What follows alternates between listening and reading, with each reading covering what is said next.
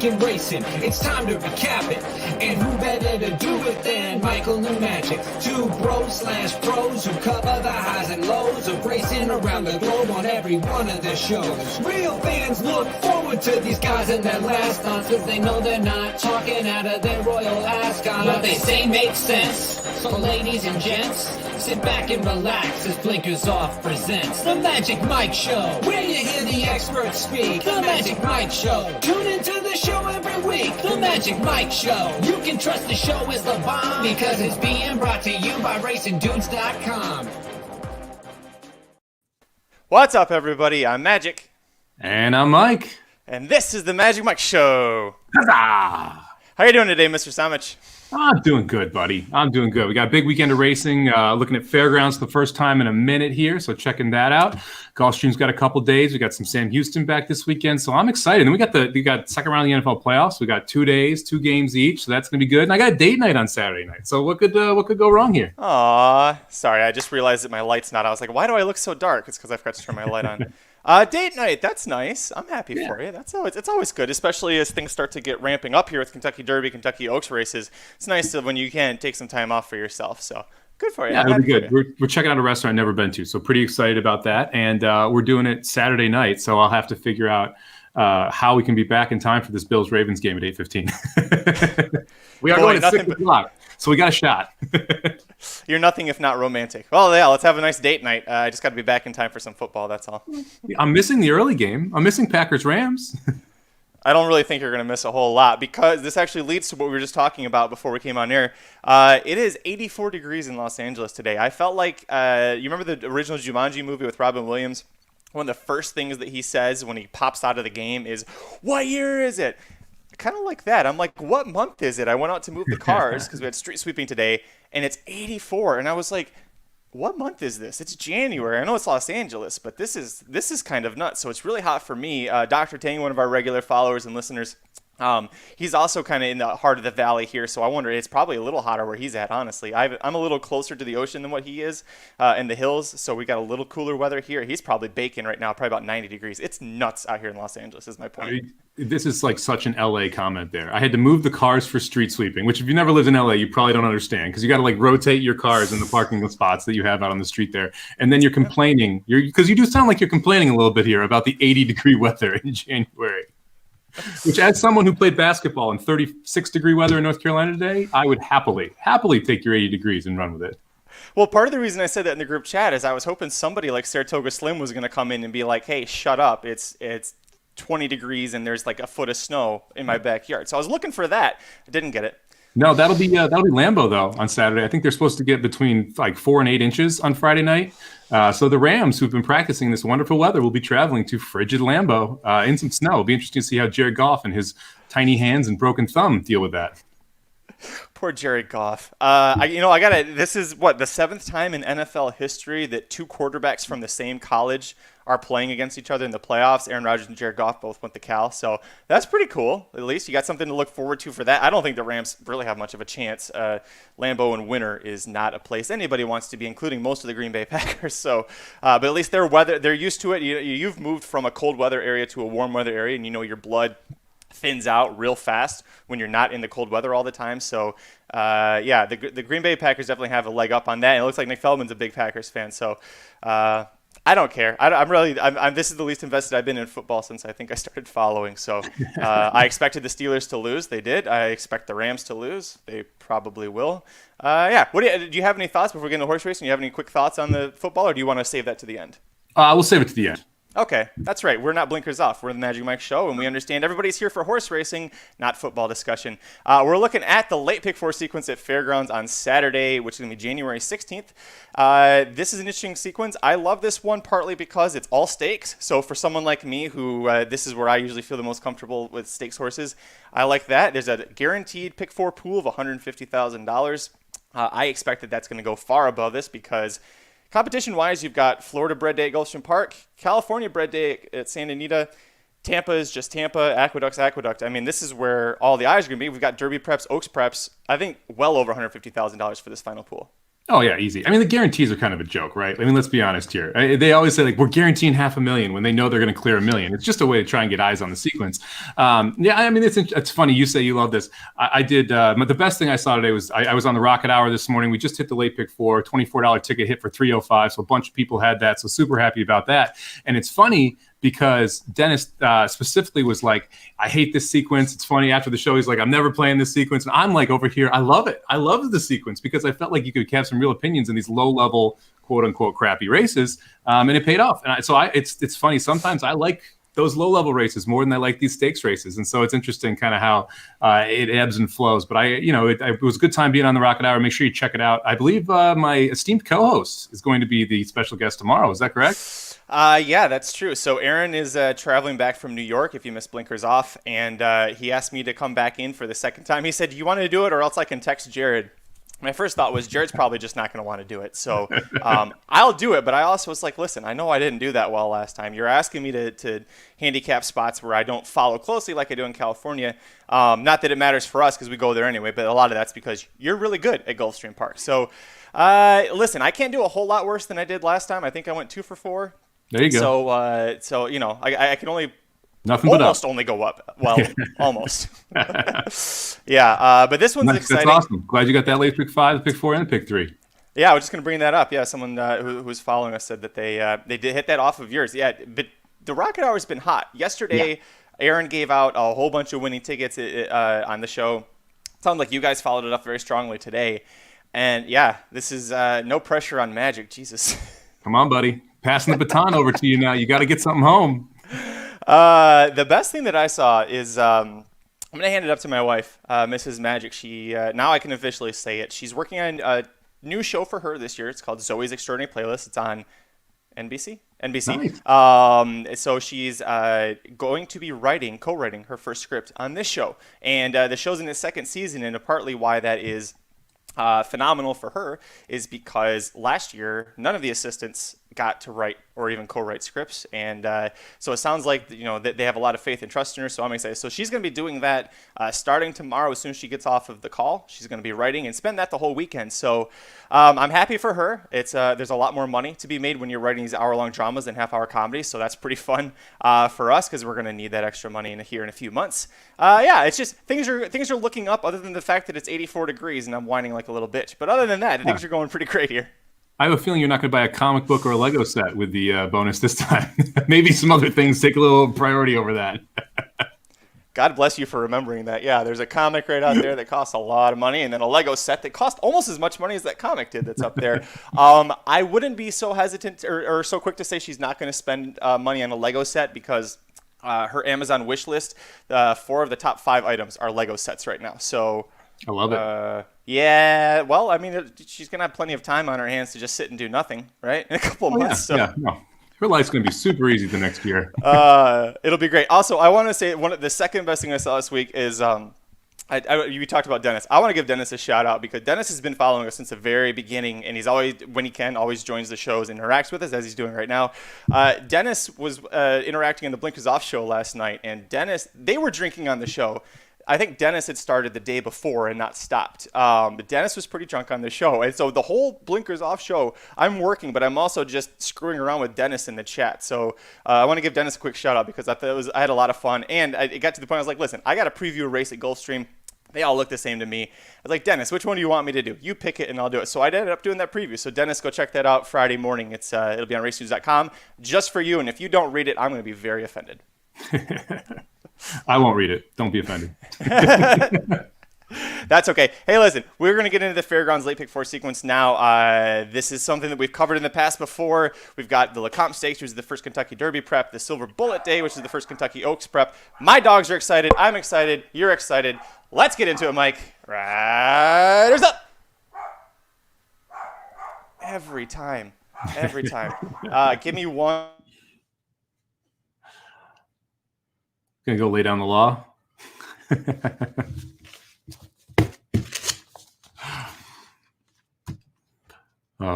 Yeah, it was fun doing. Make sure everyone checks out. If you are watching right now, make sure you check out the Rocket Hour.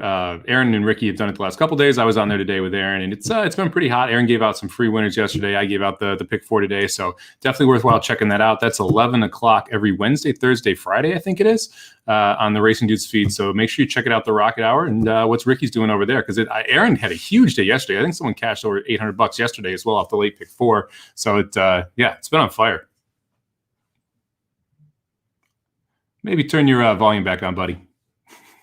I forgot I was muted. So you didn't have to hear the dogs anymore. No, Ricky's been doing really great. I'm very happy for him. He's already been doing well with the picks that he sells on the site, and been doing really well there, covering multiple tracks every day, which is, as you are familiar with, is not easy to do. And then now the Rocket Hour seems to be doing well. So again, no pressure on me. What the hell are you guys doing? Hey, we give out winners here. We give out winners here. Come on. If it doesn't work well, if it doesn't work out well again tomorrow, honestly, one of you people in the chat, let me know if you want to pinch hit for me, because you're not going to do worse than I did, I promise. So. All right, are you ready for this one? Let's roll. Cool. Let me get the screen share up here in a second. Now the dogs heard the someone who comes through with the cleaning of our apartment area, because it's all outdoor courtyard. They just come through with a leaf blower, but the leaf blower, like, the guy likes to hit the door when he's leaf blowing. Yeah. And so, like, a couple smacks on the door and the dogs go nuts. So, yeah. Welcome to my life. All right, let's go here. Is it up there? There she goes. All right. Cool. 3, 2. Kicking things off for the late pick four sequence at Fairgrounds on Saturday, January 16th. Part of the $150,000 guaranteed pick four pool is all stakes. Race 10 on the card is the Grade 3 $125,000 Louisiana Stakes. Field of 9 males, 4 and up, are entered to go a mile and a 16th on the main track. There are 2 cross entries here, so I have some updates for you. Courtesy of DRF, My Boy Jack is going to scratch out of this race. Captivating Moon, however, will run. If you remember last year, Captivating Moon did this same bullshit where he cross-entered in both, went to the turf, did not work out well for him. So they're like, hey, let's go ahead and give it a shot here on the dirt this time. Favoritism is going to be on the number 8 horse, Wells Bayou, at 3-1. This is your 2020 Louisiana Derby champion returning. It's Brad Cox. It's Florent Giroux. I'm using him, but Brad Cox does not sound confident that this horse is going to be ready to fire off of such a long layoff. So I didn't put him on top. Did you? No. Well, yes, I did. Okay, let me rephrase that. You have to use this horse. I don't see how you don't use this horse. So this was the clear must-use horse for me. I thought you really could kind of decide where you wanted to go after that, but I didn't see any way you could leave Wells Bayou off. Look, it's kind of Brad Cox's world, and we're all living in it, especially at Fairgrounds, especially for this pick four sequence. You're going to notice that with my picks here. I'm going to be leaning on Brad Cox quite a bit. And when you get Florent Giroux and a horse that likes the track and successful at the distance, it makes it very hard to leave that horse off your ticket. I do think this horse is beatable, and I realize I'm going to be getting a short price here. I actually think 3-1 is probably a little bit of a gift. I don't expect to get anything close to that on race day for this horse. So I'm going to use Wells Bayou, but I do think that you can kind of take a couple swings here and there.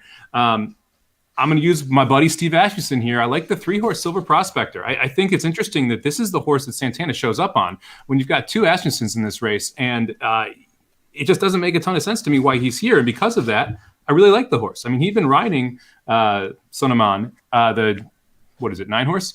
I don't have numbers on my PPs, so you have to bear with me. I'll scroll down for you. Yeah, so he's been riding the 9-horse Sonaman, and now he's going to shift over to Silver Prospector, who he's ridden a couple times, but didn't ride in the Grade 1 Clark. I think this horse is ready to fire here. I like the distance for it. We're going to get third off the layoff. The last 2 races showed a nice improvement, but still didn't match the Southwest number he ran at Oaklawn back during the summer. So I think there's still more in the tank here. I think you can see some improvement third off the bench. And I feel like this horse has a big shot at taking a real step forward in this spot. So I'm going to use the 3 horse as my other must-use in Silver Prospector. So, spoiler alert: you and I are going to agree a lot on today's show. I just took a look at what your tickets were, and I was like, oh, well, we're not going to have a lot of fighting. So, but that's good. It's not good to always have a divorce on this show. Listen, I'm with you. Silver Prospector is my top pick. If you've listened to Blinkers Off when they were talking about this race, or even the Magic Mike show when you took Thanksgiving off, Aaron pinch hit for you. We talked about the Clark Stakes, and he brought up the fact that Silver Prospector, Ricardo Santana Jr., was so confident at Oaklawn a year ago that this was his Derby horse, that he was very excited about this horse. And you see what happened. The Rebel, the Arkansas Derby, things trailed off. Asmussen gave him that break, and now third off the layoff, like you're talking about. I think that's a huge angle. So I love him on top. I'm with you. I think you have to use Wells Bayou because Giroux and Cox are going to have, they're set up to possibly have a very monstrous day at Fairgrounds, which is nothing new for those two guys. You have to use him, but Brad Cox in an interview with DRF was literally said he's not 100% cranked. So you can believe Brad Cox, you not believe Brad Cox, but I'm telling you this is what I've read, and the fact that he's carrying co-high weight with Silver Prospector, but is coming off of a very long layoff. And Cox, yeah, he's 19%, but that is a very low number for him. 19% horses off of such a long layoff. I almost wanted to get cute and to completely take a stand against this horse, and I was like, hang on, don't be a complete idiot. Like it's one thing if you want to take a stand on top, don't be a complete idiot. So he is making the ticket. Let's talk about the third horse that we're both using here, the 4 Blackberry Wine. This horse is kind of an enigma for me because depending on what is in his hay and oats mixture at the time, he's either going to run 13 lengths the best or not. And, I mean, this is a horse that had to break his maiden 3 times before it actually stuck because he just kept failing drug tests for Joe Sharp. Third off the bench, I think we just talked about Silver Prospector. That last race going a mile and a 16th over this course, 5.5 lengths. Yeah, he wasn't facing anything, but man, he just looked solid. He looked like the Blackberry Wine that was winning races last year and screwing things up for us. So that's why I liked him. What about you?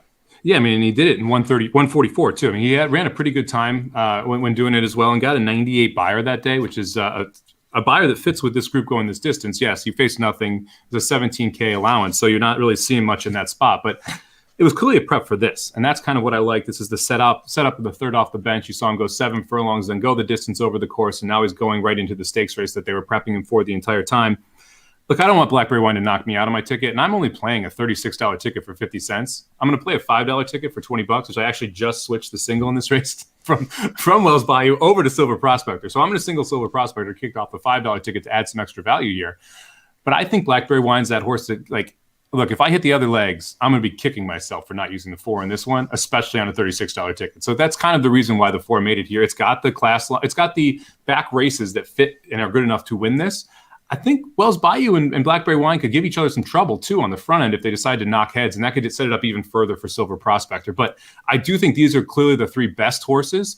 So I'm going to go with the 3, 4, 8, and I'm pretty confident I'm going to be getting out of this leg. Dr. Tang, Silver Prospector is going to be the favorite. He's not even the favorite of the 2 Asmussen horses. Sonneman's actually 4-1. Silver Prospector's 5-1. Silver Prospector.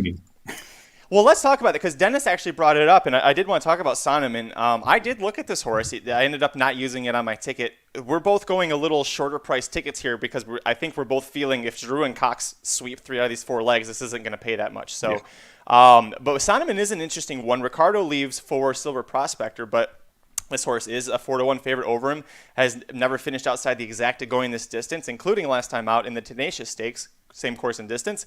Second to Maxfield. Maxfield's in here, he's 1-5. Maxfield wins this race running backwards on 3 legs, which is actually, I think what he's running on right now is 3 legs. But okay, Jared.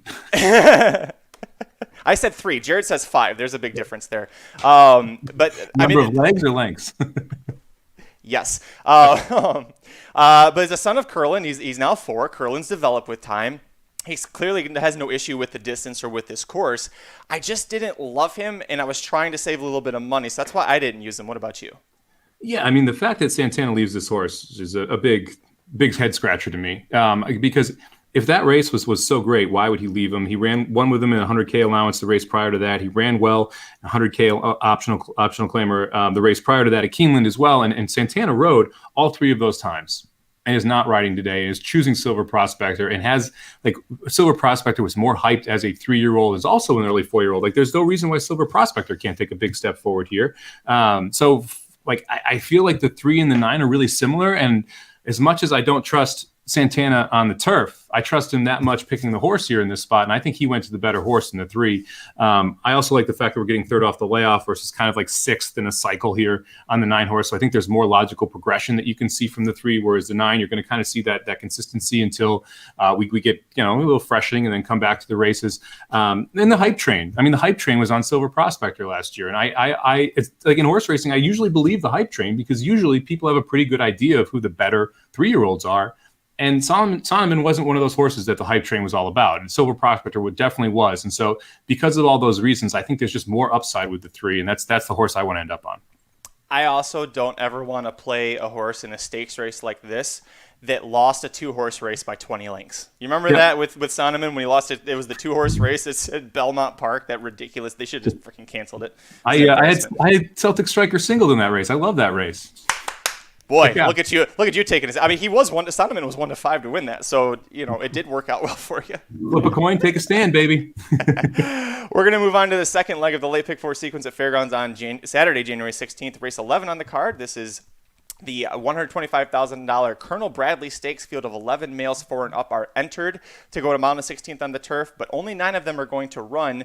As I mentioned, Captivating Moon is going to scratch. He's going to run in Louisiana. Also, Mr. Misunderstood, the 11 horse, he retired. He worked so poorly for this race that a few days ago, Brad Cox just went, pull the plug. Not let's skip the race. It's pull the plug. He's done. So unfortunately, we're not going to have a Giroux Cox 4-way sweep in this pick 4 sequence. But hey, maybe that'll make it actually pay a little bit here. Favoritism is going to be on the number 8 Spectacular Gem at 7-2. You also have Logical Myth on the rail at 9-2. The number 10 Sailing Solo at 9-2. Where are you going on here? I'm going to go to the rail. I like the 1-horse Logical Myth. Ever since he got claimed into the Joe Sharp barn and those oats changed, he has really stepped up his game. And I don't see any reason why I should think that he will not continue to step up his game. I love the last race at Fairgrounds. Was able to come from just off the pace and get up and time in the shadow of the wire to win by a head over Cross Border, I think is a very good horse. I like the fact that we're going right back, the same track, same distance. If you scratch out that off the turf effort, we're looking at back-to-back 90, 89, and then 98 buyers. I don't see any reason why we shouldn't expect this horse to continue to kind of progress in that manner. Maybe not a 90, maybe we don't run triple digits here, but I do think the high 90s is a logical spot to see this horse. And I think this horse trips out. I mean, that really is the main reason why I'm putting this horse on top. I see enough pace in here that the 1 is going to be able to pocket up around that first turn, pocket up around the second turn, save a ton of ground, tilt out into the 2 path, and just go right by the speed in that longer fairground stretch. So for me, I'm going to go with the 1-horse Logical Myth on top. That being said, I did use 2 horses in the $5 ticket, and I used 2 horses in the must-use spot. For me, Spectacular Gem was the other one that I kind of thought fit well here. We do have a 100 buyer on the page here for Spectacular Gem. I like the fact that we're getting second off a layoff. Can the Man is one of those sires that I've been into for a while. It's a son of Into Mischief, who seems to be pumping out some pretty good horses.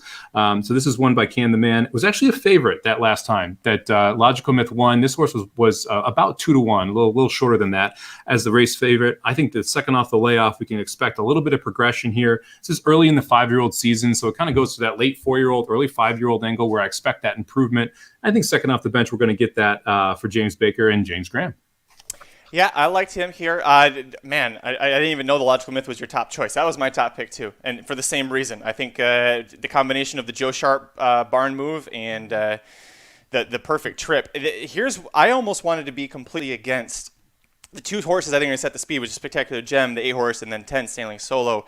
I feel like those 2 are going to get themselves into a dumb little speed duel, and it's not going to work out well for them. If one of them ends up getting lone speed because the other jockey tries to take back and get cute, then I think it ends up working out, for one of those 2. The second horse that I used was the 4 Big Agenda. This is a horse making his second start off of a layoff as a Mike Maker trainee.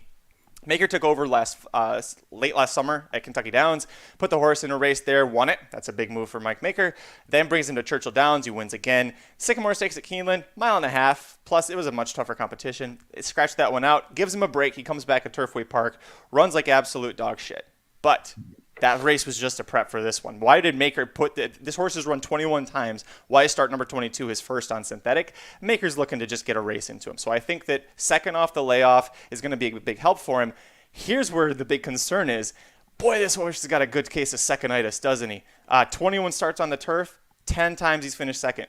Going this distance, 9 times, 2 wins, 6 seconds. I mean, this horse is like a lock to make the exacta almost, but you can't be that confident that he's going to win, right? Well, I didn't use him because there you go.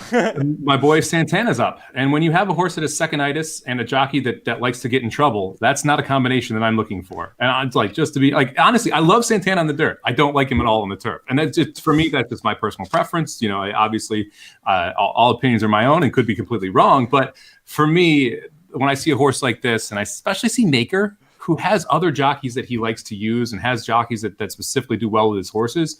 And you end up with Santana. I kind of scratch my head a little bit. And, I realize that not all of the big time jocks are here because you have some of them that are a Gulfstream. So you don't have all of the choices that Maker would usually have. But still, I'm a little surprised that Maker's showing up with Santana because he does very well with some of these jockeys at places like Kentucky Downs. So that kind of moved me away from the 4 big agenda. You mentioned the 10 horse Sailing Solo. Yep. I'm going to use Sailing Solo in this spot. I agree with you. You've got a couple horses that could definitely cause some trouble with each other up front, and one of those is Sailing Solo. But if one of them doesn't make the lead, a loose leader scares the crap out of me in this race. And we've often seen in those spots where when there's 2 speed horses, if someone doesn't break, if someone's a step slow, if someone doesn't get to the turn fast enough, if someone decides not to press and wants to sit in second, all of a sudden, those are the 2 most dangerous horses in the race because the horse in front got a perfect trip and the horse right behind him has a ton left. So I'm going to use the 10 Sailing Solo with the 1 and the 8. And I realize I'm kind of getting a little redundant on the speed factor, but I do think that if one of them doesn't go, it really is going to set up well for both of them. And I think the 1 is going to sit the trip right behind them. So even if both the 8 and the 10 go, I still have the horse that I think is going to sit the best trip, which is the 1 right there in the 3rd spot, pocketed up. So I actually hit the all button here because I have a single. And also I hit the all button because there's only going to be 9 horses running here, so it makes it a little bit affordable. And a horse that I'm a little scared of is the horse that Nick Feldman's talking about, Murad, the 5 horse. He hasn't raced since March of last year. A 9-month layoff for Brett Calhoun. It's not a great – or I'm sorry, the first time with Brett Calhoun is 10%. Calhoun's actually really good, 22% with a really long layoff. He's taking the blinkers off, and that was a big reason I went to Murad as well here as my 3rd horse on the ticket, because I have this belief now, and thanks to Spencer, who runs the Redboard Rewind podcast, he was talking about with blinkers, they get added when they're trying to fix a problem. And when the blinkers come off after a handful of starts, Spencer reads into that as they fixed the problem. They figured it out. Brett Calhoun, this horse was running on blinkers for Joe Orsino and Carlos Martin. Calhoun gets him. I'm sure he trained him, but at least once in blinkers. And then went, no, we're going to take him off for his race. So there's a big angle to look for there. There's a horse that won a grade 3 and a grade 2 in 2018. Hasn't quite really replicated that, but he's been close. He's been running okay, at least early 2020. It's just that layoff is the big concern if you think he needs a race because of his past or not. So he's a big reason that I went with the all button. What did you think about Murad? Look, I'm not going to talk shit about Murad because I love Murad because of Churchill Downs on May 5th, 2018, when this horse got home at 8-1 on the America's Turf. Definitely had him in a big pick 4 sequence there, like I think 10 times. And so I was very happy that day. And Murad was one of the main reasons. All that being said, look, I agree with you. The blinkers off angle here I think is awfully interesting. If you look in the Pletcher barn, this horse never wore blinkers and ran all of these races without blinkers in the past. I also agree with you that when a trainer takes the blinkers off, it's because they fix something, but it's a little bit more difficult for me to go to that angle when the horse hasn't been in that barn, right? If this was, let's say, the Orseno barn taking blinkers off, then to me, it's like, okay, they figured it out. This horse coming into the barn and taking blinkers off means I'm going to kind of go back and see if I can recreate that form that we'd seen in the past, which, by the way, does fit in here pretty well. But the horse... Look, all of his best races are when he's close to or on the lead. I think there is going to be quite a bit of pace here. I'm just not sure that this horse right out of the gate is going to be able to fire and get the job done. You have that 103 early time form, which shows that this horse really wants to be up front. And there's a lot of speed in here. And I don't think he's the class of the speed or the speed of the speed. And when you're not either of those, and I'm not sure taking the blinkers off makes you faster out of the gate. I'm a little worried about where Murad's trip comes from and where this horse ends up being shuffled to, because I don't see Murad on the lead. I do like Peace Achieved. And so that's going to be the last horse that I'm going to use here, the 9 horse. This is a horse that Mark Cassie's bringing in. And look, we talked so much about how good Kentucky Downs has been. This horse is a 4-year-old who's coming in here off a layoff. So this is kind of like late in the 3-year-old, early in the 4-year-old season. I think to me it's a logical step forward here. And Cassie's bringing this horse in a spot that I think is a little more difficult than I expected him to bring the horse back in. And to me, that tells me this horse is running well. We need a big improvement for this horse to be able to get home. But it's a son of Declaration of War, which is one of the turf sires that I really like, grandson of Warfront. And I just like the progression that we've seen throughout the 3-year-old campaign. Now, we only have seen this horse twice as a 3-year-old. Ran an 81 or an 80 and an 81, but the race before that was good enough to be in the Breeders' Cup Juvenile Turf and be 13-1 against Structor. So there's plenty of talent here. Clearly, we had some issues in that 3-year-old season, but to me, the upside is there. and you're going to get a price here as well. So I think the Piece of Chief is an interesting one at 20-1 morning line. I'm going to include that horse in my 50-cent ticket. I am just going to use the one in the 8 in my $5 ticket, but I'm going to go 1, 8, 9, 10 in the 50-cent ticket. I like the 9 too. Mark Cassidy was very high on this horse, and he and Proven Strategies were two horses that were turf horses as juveniles that Mark Cassidy had kind of said, if things go well for them as 3-year-olds, I'm going to try them on dirt, because he was just coming off the year that he had with War of Will, doing the same thing. He puts a horse in the Breeders' Cup Juvenile Turf, doesn't run that well, and he missed almost all of last year with different injuries and issues, but Cassie's always been very high on him. I think 21 is a great price. I mean, that's a tremendous value. You probably get better than that because his Beyer speed figures don't fit. So you have to project improvement. And yes, it's a first start as a 4-year-old, and I know that that's a good angle to use, one that you like to use. He's going to need a big Beyer improvement, but I think it's just on the inside edge of impossible. I don't think it's impossible for him to do it. I think there's enough of a chance that he could do it. And I mean, we don't have any, factor thises or any other horses that really scare me in this race. And so again, another reason I went all button, I could make a good case for 20-1, just like you did. And if this falls apart, he's one of those that's going to be running home. Additionally, Cassie is 15% in graded stakes races. I mean, he's not just throwing Piece Achieved in here this isn't Doug O'Neill. Okay. Like the horse actually fits if Cassie's putting it in the race and the horse runs. And because of that, I'm going to trust that he knows a little bit more about his own horse than I do. And that there is a logical improvement angle here that we could get to if the horse is able to run big.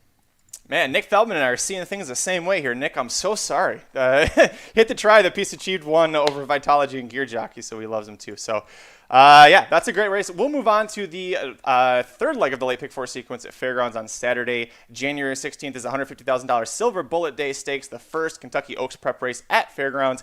10 points to the winner, 4 to second, 2 to third, 1 to fourth. Favoritism is going to be on the number 9 Sunpath all the way outside. She's 2-1. Hey, look at that. It's Brad Cox and Florent Giroux. Did you know that they're pretty good together? Over there on the rail, you've got Super Sensational at 5-2. I am singling up Sunpath. I love this filly. I think she wins this easily. What do you think about this race? Yeah, I mean, I'm going to use Sunpath on top. I mean, I'm not going to get all creative and crazy here. The 9-horse Sunpath is to me clearly the most logical horse. You look at those last 2 races, solid improvement, won by 12 last time. You really could have just pick your margin. I mean, that was one of those races where if she wanted to win by 20, she probably could have. So geared down in the lane and clearly likes the track. I think it's interesting that Brad Cox has 2 in here. And because Brad Cox has 2 in here, I'm going to go too deep. I'm going to look at the 6 Divine Comedy. Look, this is a Godolphin horse. They're not just running this horse to run this horse. And the improvement between the first and second race for Divine Comedy is massive. The horse runs a 45 Beyer, like doesn't really love the inside path that it gets, doesn't really respond well down the lane, then takes a break, comes back and pops a 71 Beyer and goes right into this race. I mean, to me, it shows a ton of confidence in the horse. I think that if Brad Cox is able to progress this horse as well, Divine Comedy could be a handful here for the 9-horse Sunpath. So I'm going to eat chalk with the 9 and then hope that the other Brad Cox can cause some problems here and see if we can get 8-1 on Divine Comedy. I think is actually a pretty good price, and I think you probably box up the Cox here and you probably get that home. God, that's a great. See, now I feel bad because Nick Feldman's coming here saying that she's most likely going to run on Monday. That someone DRF now. Oh so. No, Magic is supposed to be on top of these things for me. Hang on, because I've got I closed the preview. I didn't see it in the preview on DRF but that was a couple days ago. So it could have been somebody on Twitter. If Divine Comedy does run Monday, first off, it tells you that the 9 is probably even more loaded. Secondly, I'll flip in with the 1-horse. Super Sensational is my next horse in on both the 50-cent and the dollar ticket. I like the last race at Woodbine running an 87 Beyer. This horse has shown the ability to come from off the pace to back breaking its maiden with a 76 Beyer. And I think it's interesting this course ends up showing up down here. This is also the sister to Tiz Miz Sue and Bolton's inside the family. So this is a good family of horses. I think that Super Sensational, who actually has the best Beyer in the race, could take a step forward here. And if so, could be awfully tough from the rail. I was very much against her in this spot. 2 big questions, dirt and routing. And she's got the breeding, Curlin out of an Indian Charlie mare. That okay, dirt, she's probably fine. You look at how she's been working. Yeah, she looks pretty good. I mean, she went 47-2 for furlongs, then 48 flat in her last 2 works for this race. However, Mark Cassidy himself, really not confident she's going to be able to route. He said, well, we're going to give it a shot. Woodbine shippers have not been doing well at tracks or at least in the bigger races when they leave there. Also, my concern with her is the same that I have with Divine Comedy's maiden breaking win. They were on Lasix when it happened. And after what happened with Easy Time and with several other horses that we're seeing when they suddenly have to run without Lasix, you go, what happened to that horse? She's 5-2. She's got 87 Beyer, a 76 before that. She should handle the routing. And if she runs flat, you're going to go, well, maybe it was the Lasix. And so that's where my concern comes in with that. And it, frankly, was a concern with a lot of these horses. And you know who I don't have that concern with is the 9, Sun Pass. She's never once touched Lasix. So she's got that going for her. And one thing that you didn't mention, she's a full sister to last year's Fairground Oaks champion, Bonnie South. That horse did pretty well here, pretty well for Cox. Good chance Sunpath is going to follow that up for her. So we're definitely all over Sunpath in this spot. Yeah, I'm just hoping. I think Sunpath's going to be the shortest price in the whole sequence. Oh, yeah. And so that's why I want a second horse in here in my $5 ticket, because to be able to create value, if you don't, and I like Sunpath, but look, this is a lightly raced 3-year-old filly. We've seen some stuff happen, right? Like these horses, they decide not to show up every now and then. And like, it seems like this is one of the harder levels to predict from a stakes perspective. You can have horses that jump up and really progress, make these illogical jumps. And so I want to make sure I'm too deep in that case in this type of race. A couple of horses I wanted to touch on just real quick and we can move on. The 8 Little Stitious, if you're a fan of The Office. You're not superstitious, but you are a little stitious. That's where that name comes from. These are the same connections that had Serengeti Empress. We saw how good she could become. All she does win the Kentucky Oaks. She's bred to handle routing. Couple concerns. Her best career race, winning by 10 1/4 lengths. Well, hey, she was on Lasix. She was also carrying 7 pounds less than she's carrying now. She should be able to handle routing, but there's enough question marks there. And also, Dennis brings up the 4-minute waltz. This is a horse that it's interesting. I forgive her for her. So she breaks her maiden on debut, gets a nice 73 Beyer, runs without Lasix in both of her starts. She comes back a little less than a month after her debut, and she runs flat in this stretch. I think that you can forgive her for that because now Phil Bauer's given her a little bit of time between races, a little over 2 months to try or a little over a month to get things figured out. Settle down. She is by Nyquist, so she should still be winning and performing strongly this early in her 3-year-old season. I'm not a huge fan of this horse. I think that the 9 is just much the best here, but the 4 was interesting. So I think if I was going to add a second horse to create value, like you're talking about, I'd look at one of those 2 horses for me. Yeah, for me, the 9, the Lasix issue is rearing its ugly head, where you have 3 races without. With the 8, I'm sorry. Yeah, with the 8. You have 3 races without Lasix, Little Stitious. And that massive blowout win was with Lasix. And that, to me, may have been the reason you saw that improvement. And that is concerning. The 4 horse, I got to admit, I did not look that much into. So I'm probably going to take a look after the show at Minute Waltz and specifically look at her last race. The DRF lines, and Dennis just called this out as well, said hop bump start, 4 wide flattened. And when you look at the specific lengths, the horse was 3 lengths back, then went to 5 lengths back, and then got to within the length, and then kind of faded a little bit and was 4 wide around the turn. That's enough reasons for me to watch the replay. So after the show, I'll watch the replay and then make sure you follow me on Twitter, Samabom18. I will post the final tickets on Saturday, and I'll be probably between the 1 and the 4 or the 6. If the 6 stays in, will be the pick. But I'm going to have to do a little bit of replay watching before I finalize these tickets here. Yeah, so I love it, man. I love the interaction too. Dennis, this is why I called you out, buddy. This is why we love you. So the winner of that race, Olivia the Desert, she came back to win the Trapeze Stakes at Remington Park, which was on the undercard of the Springboard Mile, I believe, as well. So she came out of that, and not nearly as big of a race as this one, but she did come out of that race to win a stakes race. So good back class there. Man, Dennis, look at you, man. You're killing it today. I appreciate it. Hey, on to the next race, the final leg of the late pick 4 sequence at Fairgrounds on Saturday, January 16th. The Grade 3 $200,000 Lecomte Stakes. This is the Kentucky Derby prep at Fairgrounds to kick things off. We got a big field of 11 horses in here. Favoritism, Giroux, Cox, Juddmonte Farms. 10 horse, Mandaloon. A lot to like about this horse. He's bred to go 2 turns. Cox has been saying he's very excited for this horse to try 2 turns for the first time. So, yeah, he is my top pick here. I went 3 deep, and I think you went 4 deep here. So talk about who you want to here. Yeah, I mean, I feel a little lost that this isn't like a 12,500 maiden claimer or something. This is not how we generally end our pick 4 sequences, so right. I'm a little flustered. So you have to all stick with me here as we go through a stakes race to end. Like, what is this? Come on. Look, Mandaloon's my top pick. I'm a chalk-eating weasel. I'm going to use this as my single in the $5 ticket. This horse is supposed to take a step forward here, according to everybody that I talk to. I would expect that this horse is going to be pretty dominant here. The blinkers off boys, I know both love this horse. So I think that this is one of those where if you want a horse to really hammer home in the pick 4, this is one of them. So I am going to single the 10 horse Mandaloon here. I do want to try and get a little cute though. So I'm going to use the 9 horse Manor House as the next horse in for me. I thought this horse was wildly impressive at Laurel. I went back and watched that. Now, this horse is entered on January 16th and Fairgrounds 8th as well. So we'll see if we end up getting to see this horse. Again, make sure you check back for the ticket. Oh, Thanks, is he really? Nick. Come on, God damn Manor it. House. I even checked like 5 minutes before we went on just to make sure he was going to still probably run in this race. And then Nick Feldman comes in here dropping bombs on us, and not the good bombs we like to drop. Well, right. if Manor House runs, I'm gonna definitely use Manor House. Look, if Beep Beep runs, I'm probably going to use Beep Beep as well, Vinny. I mean, this is ridiculous. Fairgrounds, one race. God damn it, One Fairgrounds! race. Stop it. You know what though? The scratch of Manor House does lead me to the other horse that I was planning on using here in Proxy, which is the other Michael Stidham horse. I thought it was interesting that Stidham had 2 in here, 1 for Godolphin, and that's the 4-horse Proxy. I do like Proxy quite a bit. I thought that the last race was better than it looks on paper. I like the fact that we stretched out and we went around 2 turns here at Fairgrounds and stretched out to a mile and a 16th and was able to go wire to wire against that field. Not a ton in there, but I did watch the replay on this one. And the horse hit the gate, didn't break very cleanly, was still able to rush up. So I think that's a little bit better than necessarily what we see on paper. And one of the things that, like, for a 3-year-old race, there wasn't as much speed that as you would expect for like this early of the Derby prep season in a mile and a 16th. You kind of generally will see more.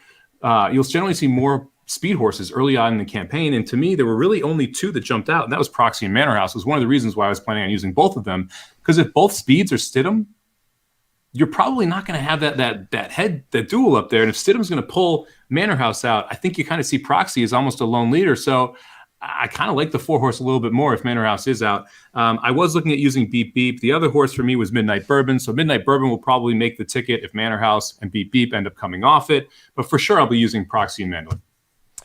So I'm against Proxy here because this is a horse that I looked really closely at when we were prepping for the fantasy league, and I maybe as the last pick I was thinking about taking him, but I watched very closely those 2 Fairgrounds races, and he won routing at Fairgrounds on the dirt both times. He also was on Lasix both times, and he looked really green in the stretch both times. He ran on the wrong lead. As soon as Suarez hit him with the whip once in that allowance race, he looked like a nutcase. However, he is well-bred. He's by Tappet. He's a half to Michelin. He's a full to Arcaro, who's a horse that I stupidly drafted one year in the fantasy league draft. But there is a lot of good breeding, and Mitch Merle's going to be aboard here. But I just couldn't pull the trigger because the way that this horse runs tells me that against a class like this, especially if Mandaloun fires, there's no discussion. It's Mandaloun, and everybody's running for second. But I just don't think that this horse has enough mental capacity as a Tappet to be able to succeed in this spot. I'm with you. I was going to use the 3 and the 9, and it sounds like they're both scratching. And that not only are they both scratching, I think they're both scratching to face our horse staying out late earlier in the card. I think they're cross-centered in that same race, so that makes me doubly disappointed because now they're going to go take 5 points away from us in that race. I'm going to play 3, 9, 10. If they end up scratching, I'll adjust it. I don't love this, but I kind of want to play the 2 Arabian Prince if they scratch, because there's a lot of speed. This is the only horse that comes from way back and keeps grinding and grinding and grinding, and Fairgrounds is the second longest stretch on dirt in North America. I mean, a lot of these horses, they're going to get to that like 16th pole and just be gassed, like we see it happen at Los Al a lot. So I don't love this horse a lot. I don't like that he wasn't really that close to keep me in mind and that Smiling Sabotka beat him in the Kentucky Jockey Club, but this just smells like one of those horses going to come grinding and grinding and grinding. And like we saw last year with our boy Enforceable, sometimes that gets the job done at Fairgrounds. Yeah, I'd rather look at Midnight Bourbon, who I think would sit the trip. I think that's the best of the second tier, essentially, if you do have these sprinters and Mandolin isn't able to get the distance, and that's why the 1 would be the next on the ticket for me. How bad of a sign is it that we've talked about over half the field, and neither of us have mentioned Regular Guy, who's on our fantasy team? Because I'm saving the best for last. I don't know about you. Did you really use that horse? No. Okay, thank God. I was gonna tell Ricky not to let you on tomorrow if you'd use Regular Guy here. Yeah, I'm not. I'm using the Regular Guy. Sorry, Ricky. I'm kidding. Look, this race is obviously going to change a little bit if we do have the scratches that we're talking about here. But for me, you have the class of the field in the 10-horse Mandolin. I think you have Proxy's lone speed if Manor House goes out. I think is dangerous going the 2 turns here, and I think Midnight Bourbon sits a good trip right behind the speed. So I'm most likely going to end up 3 deep in here if the scratches that we've mentioned are accurate of the 3 Beep Beep and the 9 Manor House. If not, those are the 5 horses I'm interested in. I will use a hodgepodge of them depending on who's running. So I want to touch on what you talked about with Regular Guy because he is in our fantasy league. Neither of us are using him as the ticket stand right now. It wouldn't be a total shocker to me if he won. He has that kind of grinding. Just he can handle the dirt. He can handle the route. He's not flashy. He's not fast, but he can do it. I wanted him because I looked at this horse as he's going to get us a lot of underneath points, and he was the second to last horse we drafted, I think. So for me, it was a lot of I don't have any questions about the distance. He's by Bernardini. I have Unbridled Songmare. He's not fast enough to beat these horses, at least definitely not early. So we'll see what happens when he gets a bunch of dirt kicked in his face. But yeah, he's also, he broke his maiden with Lasix. Now he's running without. He ran really well before without Lasix, so I'm not too worried about that one. Yeah, so I'm not going to use him right now, but again, besides, went Catalano 4 for 13 to start the meet, so we got that going for us. I mean, he can ready up to try. Don't get me wrong. I think it's a big ask for him to get the W. Get second behind whoever we both use that ends up being the higher price. There we go. That'll move things on. It's funny. Everyone loves to bet Mitch get rich. I think he's one of the worst jockeys on a favorite. Like when on long shots, I see him win all. Like, but on a favorite, man, I cannot get Mitch Merle home. So if Mitch is on a longer shot, then let's talk about it. And I hope my boy Mitch gets me home here on the 4 because we'll take that 6-1 all day. Dennis, bless you. This was my favorite Dennis comment from last night on Blinkers Off. He said, "For me, it's not bet Mitch get rich; it's bet Mitch dig a ditch." I have not had success with him when he's on a short price. I've seen him win some bombs, but man, Mitch Merle on short prices is it's a bad combination. All right, that's going to wrap things up for this episode of the Magic Mike Show. Mike and I are going to go ahead and give it our tickets one last time. Again, Mike said this before. I really can't stress this enough, and I'm very serious about this for a moment.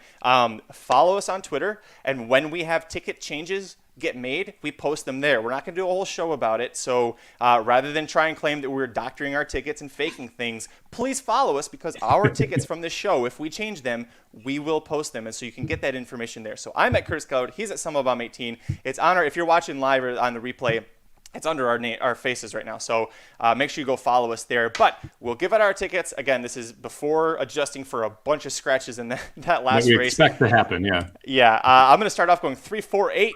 Slamming the all button, singling up the 9, and then going 3, 9, 10. That is a $40 50-cent ticket for a 50-cent denomination. You have 2 tickets. Start with yours. For 50 cents, I'm going to go 3, 4, 8 with 1, 8, 9, 10 with 6, 9 with 3, 4, 9, 10. That's a $48 ticket. Again, that is subject to change. And then the $5 ticket, I'm going to play 3 with 1, 8 with 6, 9 with 10, and that'll cost you $20. So all in all, I'm spending about exactly $68.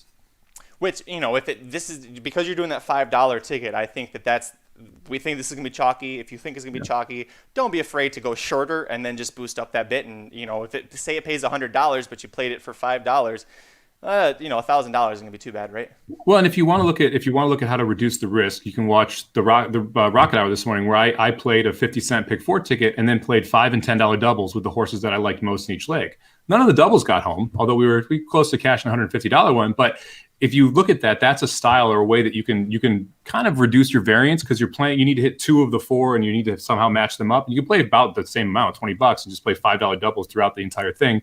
You got a higher chance of cashing, but you're not going to cash as much. So it's all about what type of risk you want and what type of reward you're looking for. I thought you were about to start that off saying, if you want to know more about that, check out the Rocket Hour tomorrow with Magic. And I was be like, I'm out. I'm leaving. Stop telling people about that one. Listen, we got a lot of players for you guys. I'm happy to see this. Good interactive crowd today. We appreciate anybody who's able to watch live and interact with us. We love it. Dennis is excited, actually excited for the Lecomte. Fairgrounds I can get really frustrated with Fairgrounds, but I'm really excited about this too. Check back with me on Monday to see how our Derby Fantasy League horses to find out who we're going to claim. Listen, there's a really good chance we're about to claim somebody soon. I will say I learned from John White last year watching him. Just be aggressive as shit with this because all you need is one horse that's going to win one of the 100-point Derby preps, and that makes up for 5 claims easily. So we're going to be a lot more aggressive this year. We had a question from Stacy Burkholder before we leave. She'd like us to do a comment on Jose Ortiz at Gulfstream Park. Just doesn't seem like he's riding well like he was doing in New York. Mike, you're the Gulfstream Park guru here, so I'll let you talk about Jose Ortiz. I think that I think that the Florida circuit is significantly better than New York circuit, and I think that really shows with a couple of riders that come down there. I like Jose Ortiz. I think he is the lack of a better term, weaker of the 2 Ortiz brothers. I would take Irad over him every day of the week, any surface. So I think he's kind of just running into some people like you have more aggression from out of the gate with Saez, with Paco, with Miso Jaramillo. So he doesn't get as many front end rides, and I think that definitely shows. And he just doesn't. He doesn't have the same relationships with all the barns down there, so he doesn't get the top horses from the random barns, which it also hurts him down there. So I think it's a combination of, he's not on the front as much as he is up in New York, and he doesn't have the same barn connections that he does in New York. So it makes it tough for Jose when he goes down there, because Irad gets a lot of Chad Brown's top mounts. You're seeing Velasquez and Gaffleon and a couple others get a lot of Pletcher's top mounts. And so when you say what barn does he immediately go to, I don't know who his go-to barn is at Gulfstream. And that's a tough spot to be in, because you have a lot of jockeys that are competing down there. That being said, I mean, he seems to, you're going to get a better price on him too. That's the interesting part of Gulfstream. You see him on a lot more 10-1 shots, but he's not one of my go-to jockeys at Gulfstream. He doesn't have any specific skill set that I think he is the best at that track, and I think that hurts him. He's to me the epitome of the jack of all trades, master of none. Jose Ortiz. I mean, he is, and we're not saying he's a bad jockey. I mean, he's Jose. He's top Ortiz. 5, but without a doubt. Yeah, he is great. But he's not even the best Ortiz brother. That's a jockey. He's not Chad Brown's number one go-to. He's not Pletcher. I mean, you outlined it perfectly. It's like, this guy's really good at all these things, but what is he great at? And so if he's, say, Irad's getting Chad's best horses. You've talked before on the show about how Chad's horses are not running. This is kind of like the Pletcher Saratoga instance we had a couple years ago, where they're just not breaking that running well. It's a weird anomaly. Yeah. Well, if his best ones aren't doing that, and you're putting Jose on the second best ones, but he doesn't have a shot either. So there's a lot of factors, but I'm glad that. Thank you for the question, Stacey. I'm glad you asked that one. Before we go, I just saw his name pop up. I was going to drop this as a tag. On Tuesday, this is tentative, but on Tuesday, I have an extremely special guest. We're going to do a live stream Tuesday morning. I'll let you know the details about the Magic Mike show is. And I want to thank David Barista, whose comment is on the screen right here. He hammered the dollar pick 3, so thanks to you for that one. Nice, congratulations, David. David sent us a really nice email a couple of days ago asking a lot of questions about Lasix. And with all the rule changes that are happening with Lasix, we all have questions. And I told David, I was like, look, I could give you my opinions, but I'm not a vet. I'm not a trainer. They're just informed, what I would think to be informed opinions. And I'd had in the back of my mind, I was like, I want to get someone who's an expert on Lasix, who can come on here and talk to us about, what it is, why it's good for some horses, why it's being abused, that sort of an instance. And I was like, I'm going to take a wild shot here and see if I can get a guest. And right now, tentatively, we're scheduled for 8:30 a.m. Tuesday, 11:30 a.m. Pacific to do a live stream with none other than trainer Graham Motion. Wow. So if you want to come, if you want to ask Graham Motion questions about Lasix, and don't be an asshole, don't ask him dumb questions. This is a Lasix discussion, but Graham Motion is one of the most eloquent, outspoken people in horse racing, and I'm extremely excited that he agreed to give us some of his time. Interact with you fans. He is a big proponent of the only use Lasix when absolutely necessary clause. And so he is excited to talk to you about Lasix and give you his viewpoint on things. So I'll talk about it again on Monday, hopefully Monday afternoon show. When we come back to do the recaps, I'll be able to tell you guys a little bit more about what's happening with the show, just to confirm it. He is a very busy guy. He's got a couple of good horses here and there, so I want to respect his time. But right now, that's where that stands. So if you're not going to be able to join us live, by the way, send us an email. It's just magic@racingdudes.com. If you got a question for Graham Motion about Lasix or anything in general like that, let me know.